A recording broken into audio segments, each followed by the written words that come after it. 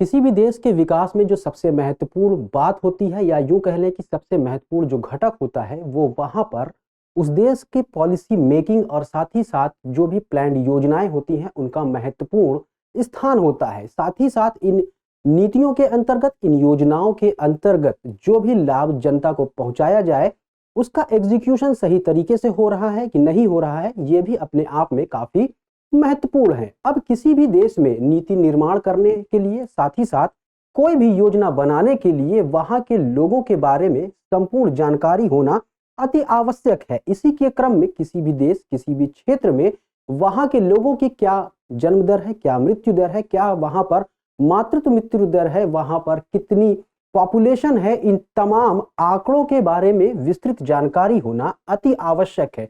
तो आज इन तमाम मुद्दों पर हम लोग चर्चा करेंगे। तो स्वागत है आप सभी का, अभिनंदन है आप सभी का दृष्टि आईएएस के इन्फोकस श्रृंखला के इस नई वीडियो में।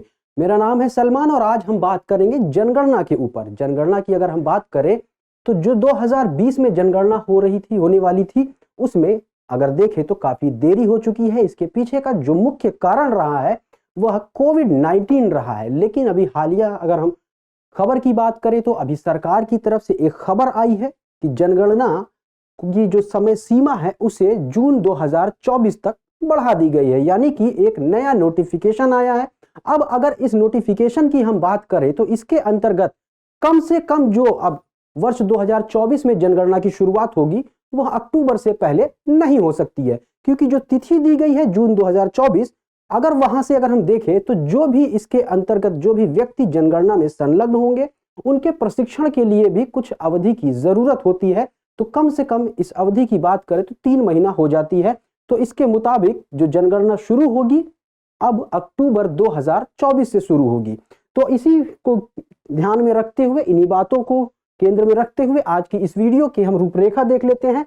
तो सबसे पहले देखेंगे कि खबर क्या है, इसके बाद यह खबर चर्चा में क्यों बनी हुई है, इसके बाद जनगणना और उससे संबंधित कुछ महत्वपूर्ण तथ्यों को जानेंगे हम लोग। साथ ही साथ इस जनगणना में जो देरी हो रही है, जो विलंब हो रहा है, उसका क्या प्रभाव है, इसके बारे में बात करते हुए सबसे अंत में हम लोग एक प्रश्न पर भी चर्चा करेंगे जिसे आप मेंस के पॉइंट ऑफ व्यू से लिखने का प्रयास कर सकते हैं।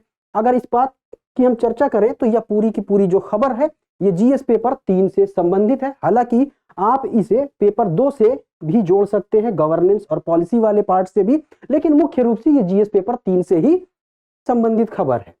तो सबसे पहले देखते हैं कि खबर क्या है। खबर जो है, with announcement of new notification census to be delayed till at least October 2024, यानी कि जनगणना से संबंधित एक नया नोटिफिकेशन आया है। और इसी नोटिफिकेशन की बात हम करें तो जो जनगणना 1 अप्रैल 2020 को होनी थी, अब उसकी शुरुआत जो है अक्टूबर 2024 में होगी। अब यह खबर चर्चा में क्यों है?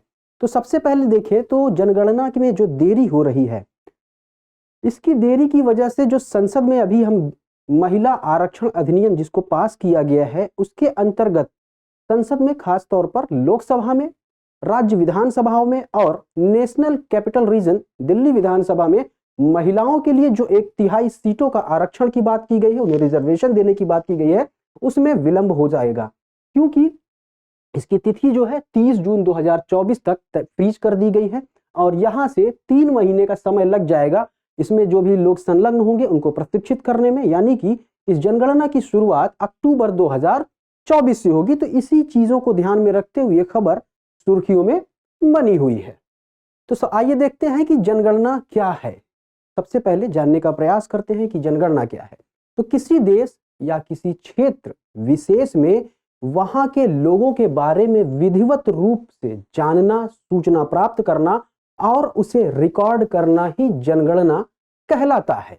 अब भारत के परिप्रेक्ष्य में या भारत के संदर्भ में हम जनगणना को देखें तो यह कोई नई प्रक्रिया नहीं है। यह मौर्य काल में भी नियमित रूप से कराई जाती थी। खास तौर पर मुख्य लक्ष्य जो इसका था, कराधान वसूलना था, यानी जो टैक्सेशन था उसको ज्यादा से ज्यादा किस तरह से बढ़ाया जाए, इसके लिए जो जनगणना थी वो नियमित रूप से कराई जाती थी।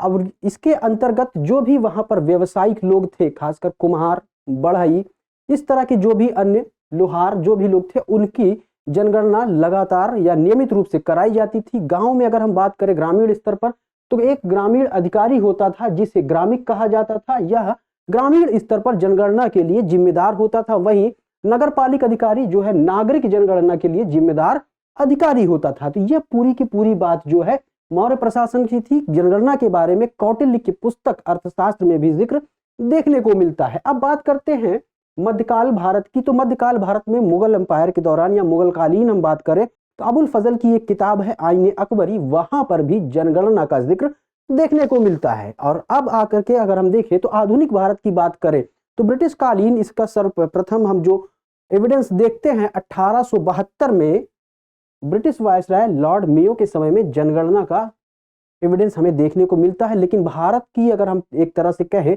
परिपूर्ण जो जनगणना या विधिवत जनगणना की हम बात करें तो लॉर्ड रिपन के समय में 1881 में देखने को मिलता है। इसके बाद स्वतंत्रता प्राप्ति अगर हम देखें तो 1949 में जो जनगणना है इसको गृह मंत्रालय के अधीन कर दिया गया और जो जिम्मेवारी सौंपी गई वो महारजिस्ट्रार एवं जनगणना आयुक्त को सौंपी गई। अब यहाँ पर आप सभी को एक काम करना है कि वर्ष 2011 में जो जनगणना हुई थी उस टाइम पर जनगणना आयुक्त कौन थे ये आपको कमेंट सेक्शन में बताना है।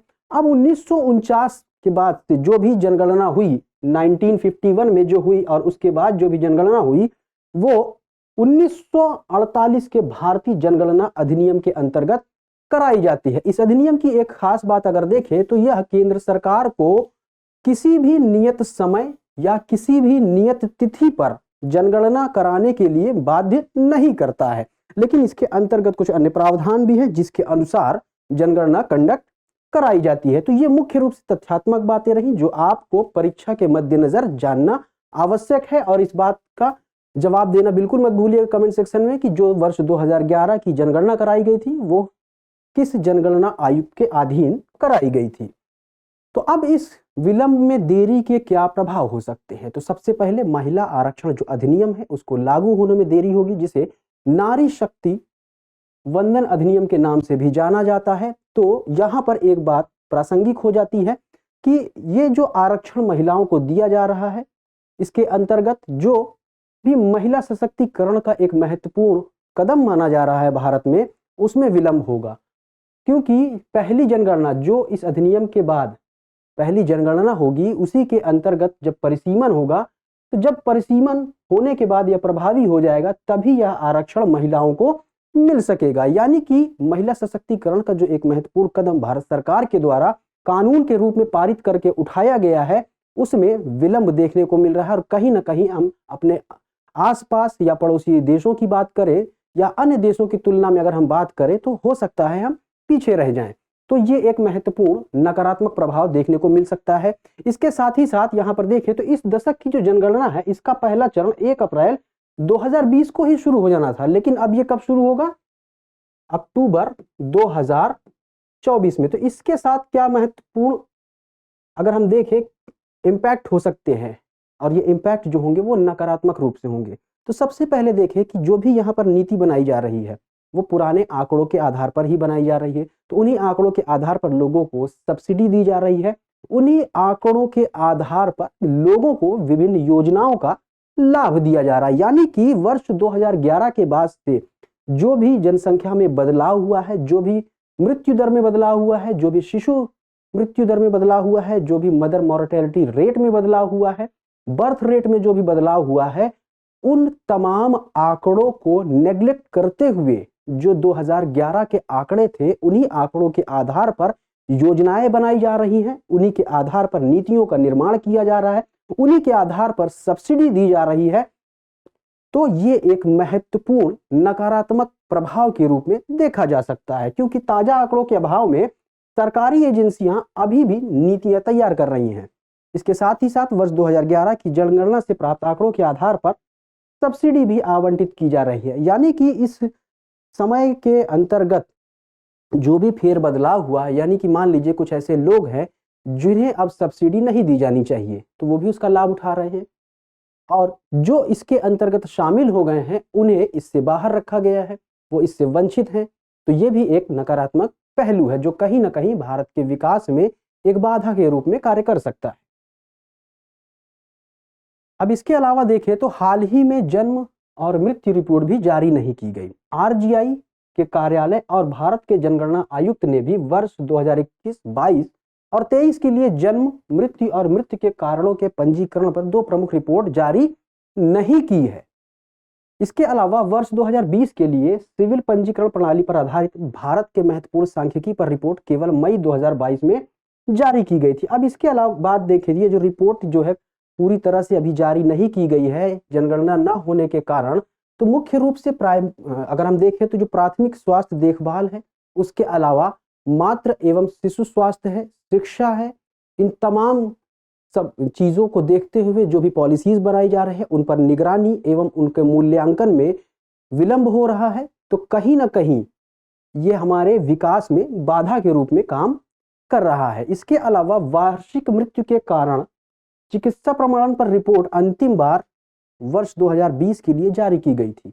2020 के बाद यहाँ पर कोई इस तरह की रिपोर्ट जारी नहीं की गई है। इसमें ये जो रिपोर्ट जारी की गई थी 2020 में, इसमें मुख्य रूप से लिंग के आधार पर मृत्यु से संबंधित आंकड़े प्रस्तुत किए गए थे। इसके अलावा उम्र के आधार पर भी मृत्यु के से संबंधित आंकड़े इसमें प्रस्तुत किए गए थे।